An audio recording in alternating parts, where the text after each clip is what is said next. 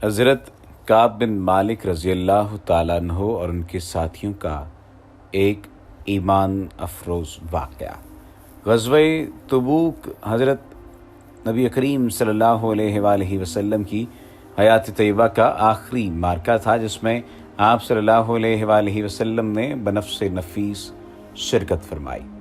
حضور نبی اکرم صلی اللہ علیہ وآلہ وسلم بعض جنگی حکمت عملیوں اور مصلحتوں کے پیش نظر کسی غزوہ پر روانہ ہونے سے پہلے اپنے عزائم عام لوگوں سے خفیہ رکھا کرتے تھے، لیکن غزوہ تبوک ایسا پہلا موقع تھا جب آپ صلی اللہ علیہ وآلہ وسلم نے اعلانیہ طور پر مسلمانوں کو بھرپور جنگی تیاریوں کا حکم دیا، حتیٰ کہ نو مسلموں کے لیے بھی اس مہم میں حصہ لینا لازمی قرار دیا۔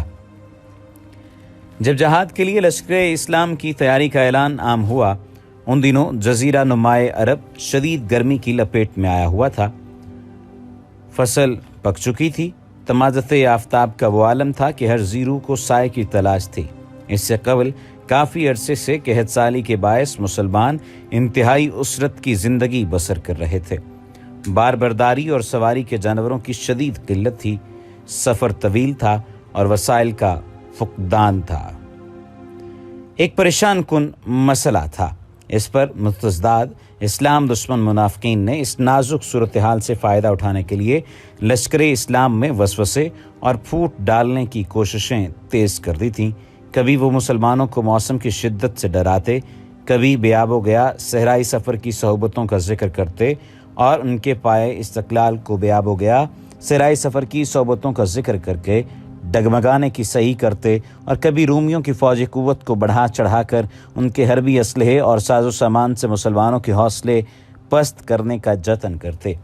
الغرض مختلف نفسیاتی حربے بروئے کار لائے جا رہے تھے۔ اس عالم میں جہاد کا اعلان مسلمانوں کے لیے ایک بہت بڑا امتحان اور چیلنج تھا، مگر صحابہ کرام رضی اللہ تعالیٰ عنہم جو اپنے محبوب صلی اللہ علیہ وآلہ وسلم کی اطاعت و اتباع خاطر ملاتے، اطاعت و اتباع میں اپنا سب کچھ قربان کرنے کے جذبے سے سرشار تھے، وہ کب ان سازشیوں کی کوئی بات مان رہے تھے۔ انہوں نے کسی مصلحت اور اندیشہ دور و دراز کو اپنے پاؤں کی زنجیر نہیں بننے دیا، اور بغیر کسی تاخیر کے اپنے آقا و مولا صلی اللہ علیہ وآلہ وسلم کی آواز پر لبیک کہتے ہوئے آپ صلی اللہ علیہ وآلہ وسلم کی قیادت میں ہر پیر و جوان سر پر کفن باندھ کر تبوک کے طویل سفر پر روانہ ہو گیا۔ لیکن 3 مخلص صحابہ کرام رضی اللہ تعالیٰ عنہم محض سستی اور غفلت کی وجہ سے پیچھے رہ گئے۔ اس واقعے کی تفصیلات اہل سیر اور ائمہ تفسیر نے خود حضرت کعب بن مالک رضی اللہ تعالیٰ عنہ کی زبانی بیان کی ہیں۔ حضرت کعب بن مالک رضی اللہ تعالیٰ عنہ کے دوسرے 2 ساتھی جو غزوہ تبوک میں اسلامی لشکر کے ساتھ نہ جا سکے، حضرت مرارہ بن الربیع اور حضرت ہلال بن امیہ رضی اللہ تعالیٰ عنہما تھے۔ حضرت ہلال بن امیہ رضی اللہ تعالیٰ عنہ کا شمار صاحب ثروت لوگوں میں ہوتا تھا۔ ان کا خیال تھا کہ سواری کے لیے ایک اونٹ خریدوں گا اور حضور صلی اللہ علیہ وآلہ وسلم کے ساتھ لشکر میں شامل ہو جاؤں گا۔ مرارہ بن الربیع رضی اللہ تعالیٰ عنہ کا بھی یہی ارادہ تھا، وہ بھی اونٹ خرید کر لشکر اسلام میں شامل ہونا چاہتے تھے۔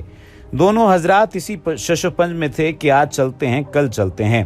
جب زیادہ دن گزر گئے تو یہ سوچ غالب آ گئی کہ اب تو روانگی میں غیر معمولی تاخیر ہو چکی ہے، ممکن ہے وہ اسلامی لشکر میں شامل ہی نہ ہو سکیں۔ اسی ادھیڑ بن میں سفر جہاد پر روانہ نہ ہو سکے۔ جب مدینہ میں گھر سے باہر نکلتے تو سوائے ضعیفوں اور منافقین کے انہیں کوئی نظر نہ آتا۔ حضرت کعب بن مالک رضی اللہ تعالیٰ عنہ کے ساتھ بھی کچھ ایسا ہی معاملہ ہوا، اور جب لشکر اسلام میں شمولیت کی سعادت سے محروم رہ گئے، وہ فرماتے ہیں کہ جب تبوک سے حضور نبی کریم صلی اللہ علیہ وآلہ وسلم کی واپسی کی خبر ملی تو ندامت و شرمندگی کے بارے ہم میں سے ہر ایک کو یہی خیال ہر وقت دامن گیر رہنے لگا کہ حضور نبی کریم صلی اللہ علیہ وآلہ وسلم کو کیا منہ دکھائیں گے۔ وہ کبھی اپنے اہل خانہ سے مشورہ طلب کرتے کہ سرکار دو عالم صلی اللہ علیہ وآلہ وسلم تشریف لائیں تو مجھے کیا کرنا چاہیے۔ کبھی ذہن میں یہ خیال ابھرتا کہ کوئی نہ کوئی بہانہ بنا لوں گا۔ پھر ہم میں سے ہر ایک نے یہ فیصلہ کر لیا کہ نتائج خواہ کچھ بھی ہوں، حضور نبی کریم صلی اللہ علیہ وآلہ وسلم کی بارگاہ میں سچ کے سوا کچھ نہیں کہیں گے، کیونکہ وہ جانتے تھے کہ حضور نبی کریم صلی اللہ علیہ وآلہ وسلم دلوں کے پوشیدہ احوال نور نبوت سے جان لیتے ہیں۔ उनसे कोई चीज़ मख्फी नहीं रह सकती। तबूक से वापसी पर जब हुजूर नबी करीम सल्लल्लाहु अलैहि वसल्लम मस्जिद में ठहरे तो वहाँ पीछे रह जाने वाले लोग भी इकट्ठे हो गए, जिनकी तादाद रावियान हदीस ने 80-85 के लगभग बयान की है। इनमें हर कोई कस्में खा खा कर कोई ना कोई उज़र पेश कर रहा था। हुजूर नबी करीम सल्लल्लाहु अलैहि वसल्लम ने उनकी ज़ाहिरी कस्मों पर एतबार करके दरगुजर से काम लिया। हज़रत काब बिन मालिक रज़ी अल्लाह ताला अन्हु फरमाते हैं, जब मेरी बारी आई तो हुजूर नबी करीम सल्लल्लाहु अलैहि वसल्लम ने मानी खेज़ तबस्सुम फरमाया, जिससे नागवारी और नाराज़ी झलक रही थी। सैयदुल मुरसलीन सल्लल्लाहु अलैहि वसल्लम ने पूछा, तुम्हें किस बात ने पीछे रखा? क्या तुमने सवारी नहीं खरीदी थी?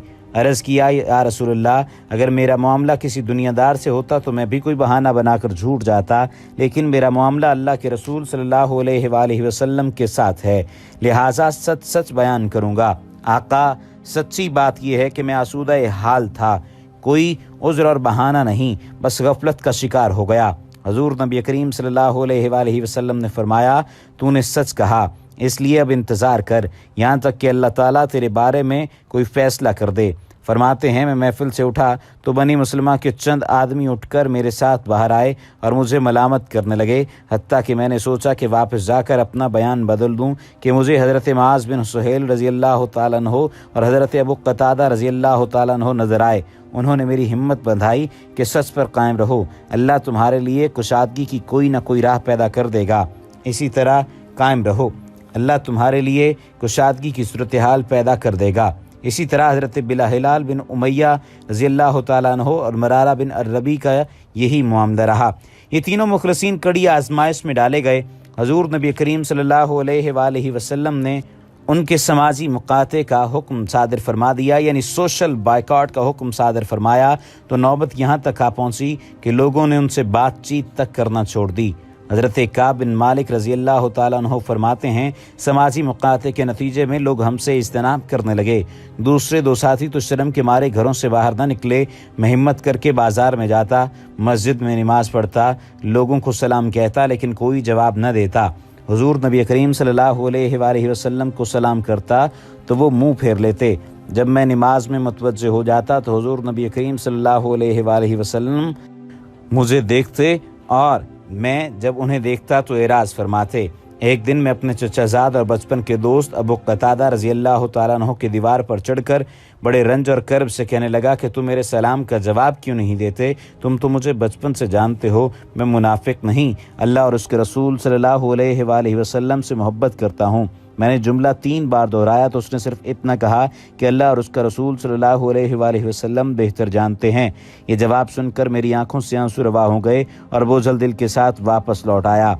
ये तीनों सहाबा कराम रज़ी अल्लाह ताला अन्हुम तौफीक यज़दी से इस कड़ी आजमाइश और इम्तिहान के कड़े मरहले से गुजरे, लेकिन ज़ुबान से उफ तक न की। जब इस सोशल बायकॉट के पहाड़ जैसे 40 दिन गुजर गए तो बारगाह नबी से हुक्म सादिर हुआ कि अपनी बीवियों से भी अलहदा हो जाओ।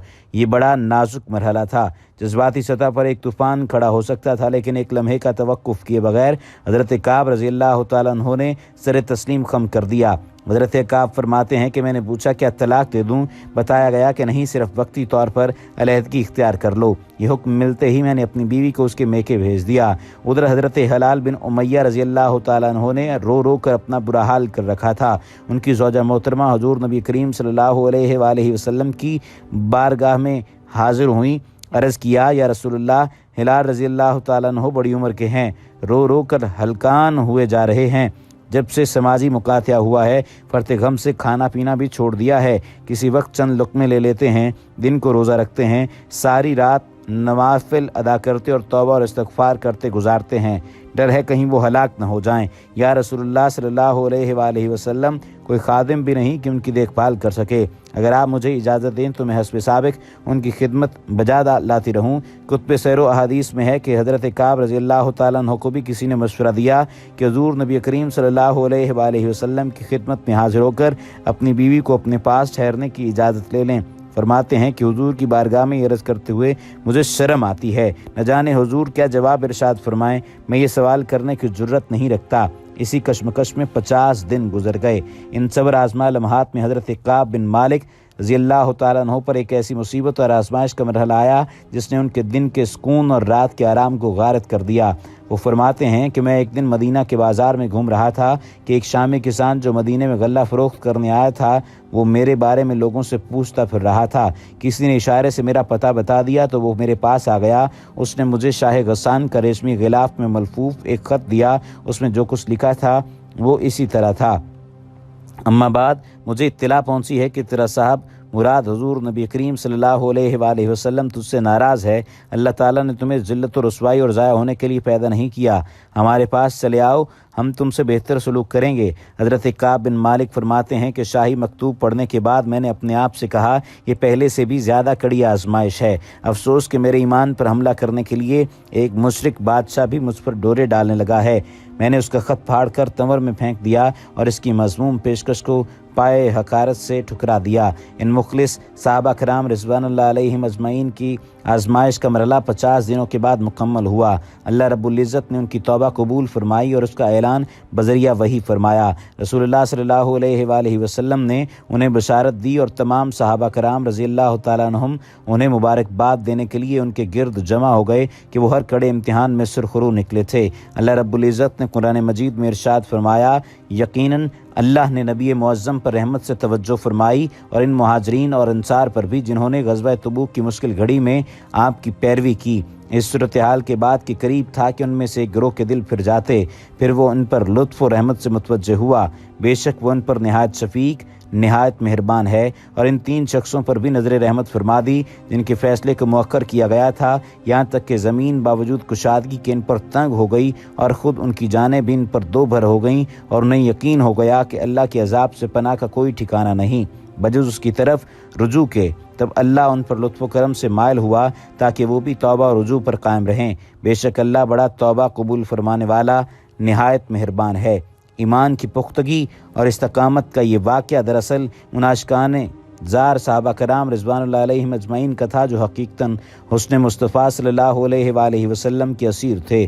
وہ تو اپنے آقا و مولا کو چھوڑ کر کسی اور کے در کی گروزہ گری کا تصور بھی نہ کر سکتے تھے۔ وما علینا الا البلاغ المبین۔